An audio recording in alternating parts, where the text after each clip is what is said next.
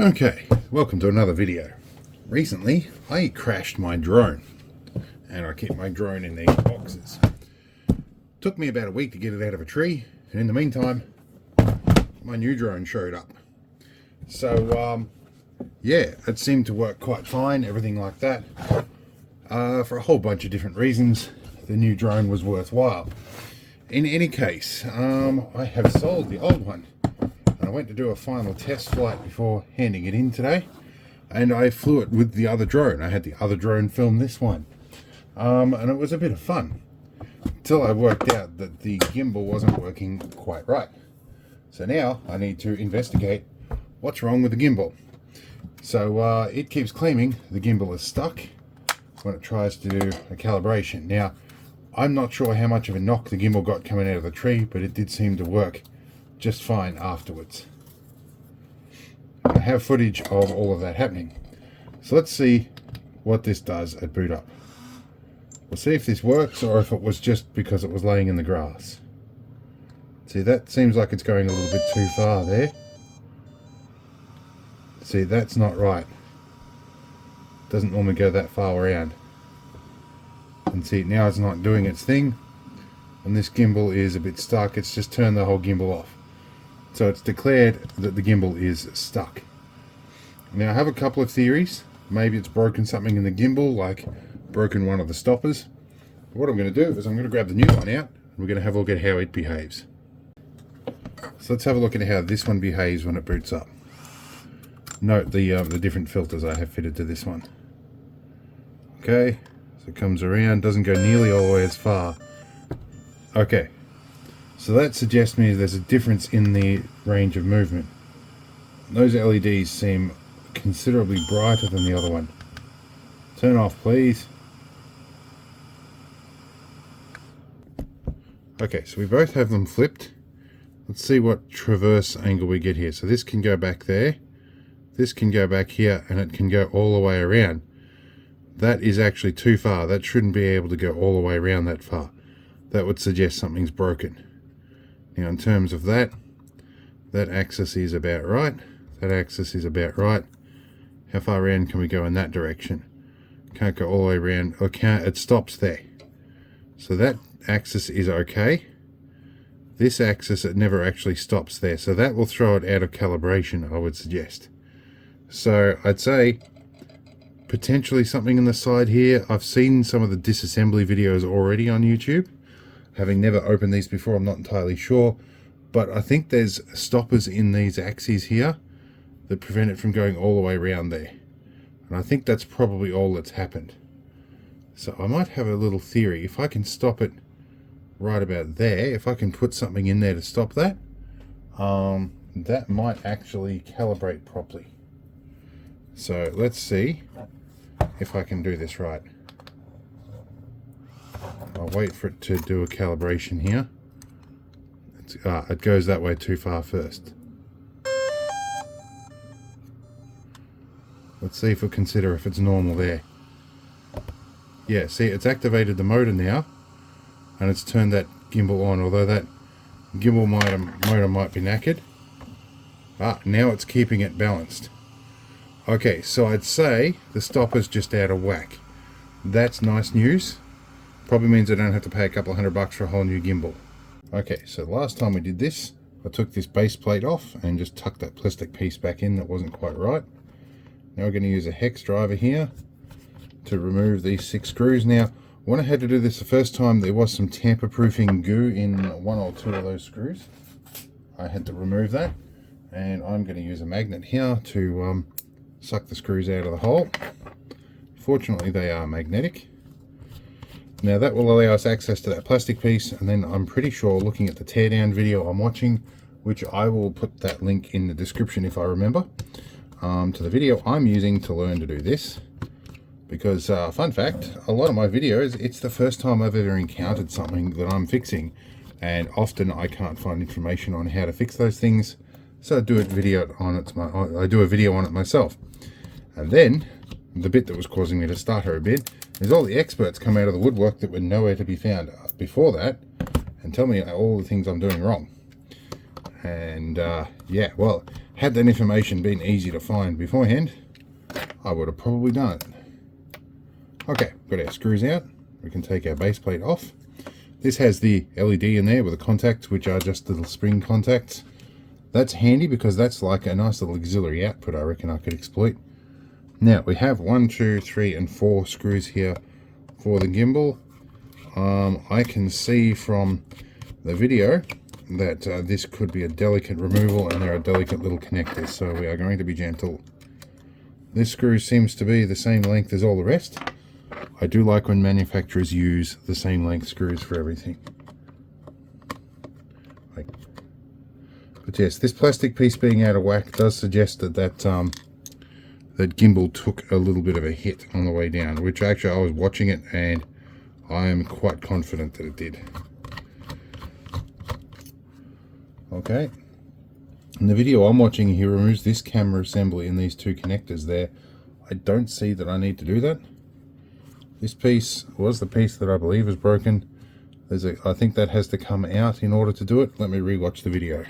I've got, they skip over this little bit here and they don't show how that removes. So I guess it's not too hard to remove. Okay, that should, in theory, allow me to lift gimbal up. I think it's these 2 connections. Yes, so we are going to carefully prise these up. Let's see how he gets them off again. Okay. I can't see how these are meant to lift up. And ribbon cables are nasty little things to lift up. That appears to be the way to do it. So actually what we need to do, of major importance, major importance, we need to pull the battery off. Now these batteries are fairly good in that they go dormant along all the connectors once they're turned off. The BMS disconnects the battery. But you never know when you're going to short circuit something. Now, I definitely do not want to bugger this connection up because this is where I cost myself money. This is already sold and paid for by my mate. We want to make sure this is repaired before he gets it. There we go, that looks like that comes up. It's fairly delicate, but that comes up. Okay, our gimbal is free. Alright, let's see if we can lift. Something appears to be holding it in there. I don't want to force unless I have to. There are 2 more screws. So there are actually 6 screws in there. There's another one right on the very corner. That is black on black and I can't see. The things people do for aesthetics don't often turn into ease of disassembly or service. That one is actually a hex one. There's 2 little tiny hex ones in there. Or rather, Torx. I'm getting Torx and hex. The extra ones in there are Torx. So we need an itsy bitsy Torx. Like you. And it may be too small. No, just right. So, switch of screw head type. Okay, so I literally just tipped it up on its end and the gimbal fell out. And the missing screw, we have that back, which is now attached to my spudger tool, which can go. Okay, so a gimbal is vacant. We're going to take a little look here just to see if there is anything noticeably broken in here at all. Things look pretty good. I don't see impact damage there. Okay, we can put the rest of the drone away. This is where the real money is in the drone. So we can see that so the cable in this axis just twists. The cable in this direction, I'm hoping doesn't twist, it's got a sliding contact. So that is, okay, so it stopped there for a moment in that position and now it spins all the way around. It does definitely sound like something is free floating, I think in 1 or 2 of these pieces. So now I need to sit and watch more video and determine how to get into this. Okay, so according to this, on the video they do disassemble a whole bunch of this. I don't think that's necessary. These are stickers that we need to peel off. Okay, so the trick apparently was to get it from the front. We might be able to see what I'm doing here if I zoom up a little bit. Can we see the gimbal here? So this sticker is never going to be the same. I hope that I can engineer something or find something to replace it later. But let's get in here. It's not going to look crash hot. So my mate will no doubt be watching this one and see what I've done. But he's getting a bit of a bargain on this drone as well. There we go. There's our sticker off. It's about as best I could do. I can probably laser cut some little bits like that. I have a laser cutter. Alright, so there's one side of our gimbal. So we're going to open up the other side as well. And then hopefully we can undo those axes. Okay, from here I think that we're going to need to undo these screws. There's 3 on, or at least 2 or 3 of these on each side. And then there's a couple hidden in the corners in here we've got to get to as well. Okay, so we've got the screws out of both sides, and we have the hidden 2 screws out of this side. This bit appears to be a little tricky as it comes off one side, but the other half of this is hidden under this section of shell in here, which is difficult to remove. I think we can probably prise that out. I'm not sure. Either way, we can open this up. We can get a spudger in the gap, which may help us open that up. There we go. It goes pop, and that comes out. Okay. Now, one of the things I'm talking about here, this is obviously a gimbal stop here. I reckon the one on the other side here is sheared off when it's been hit so hard. And that's what's floating around in there. Whether I can get a look at that is going to be another matter. But I can at least see the camera in here. And actually, surprisingly, the cable in this is actually just straight through the side. There isn't any sliding contacts. That's a little surprising. Now, just trying to, yes, here we go. The piece has just fallen out. Here's this piece here. Let's see if we can zoom in on this. So this piece has just fallen out, and that looks very suspiciously like a piece of aluminium or zinc that should have been on the housing. So that is actually a relatively simple fix. How we achieve that is another matter. Alright, so it looks like to achieve access to the other side of this housing here where the stops are, it looks like I'm going to have to remove the camera module, which means lifting this plug up, and this bit should fold away, and I should be able to pull that cable back out of the way.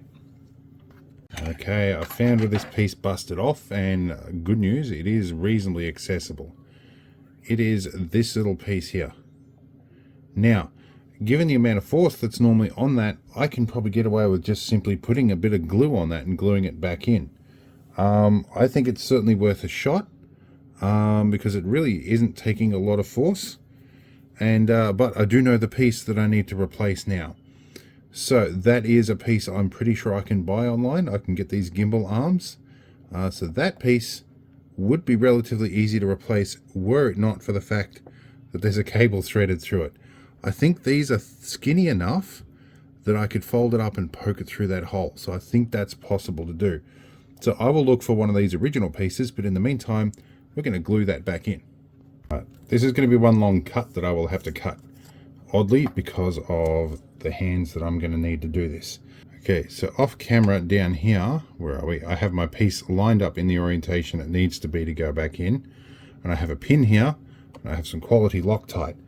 I'm going to apply an ever so tiny amount of Loctite with this pin to the area we need it to go onto. Can we touch that in there and glue that in there? We need to get the right angle. Okay, we have a very small blob of glue in there. We might just let that partially cure for a moment. Here's a piece back in there. Good time for my hands to get shaky. Okay. Got it in position and I'm holding it on firmly. Hopefully till that glue starts to set just for a little bit. That appears to have gone on fairly firmly. We're going to let that cure for a little bit. Alright, it's been on for about 10 minutes and it feels fairly firmly on there. It's holding on pretty well. I think I'm safe to reassemble and then we'll let it sit overnight. The only thing you've got to be careful about with super glue near camera lenses is it does put off vapor for a amount of time and it can fog things up pretty badly if you seal it up.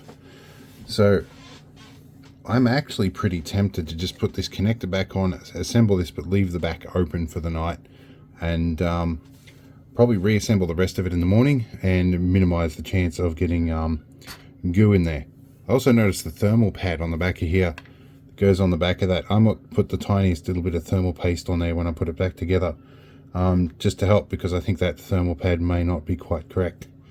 Anyway, let's continue on, and we'll see you in the morning when I'm ready to reassemble this. 1 hour later. Okay, so I got impatient, couldn't wait till the morning, decided we'd test. Now this does have fairly normal gimbal positioning, and the range of movement seems to be normal. Let's see if this actually calibrates and does its normal thing. That looks normal. That looks normal. Oh, looks promising.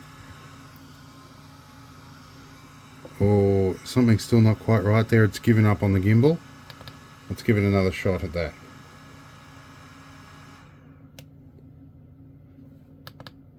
It could be that I haven't got some of the cables connected right.